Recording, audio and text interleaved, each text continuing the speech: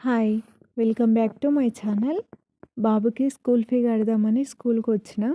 School అయితే nursery to 10థ్ వరకు ఉంది.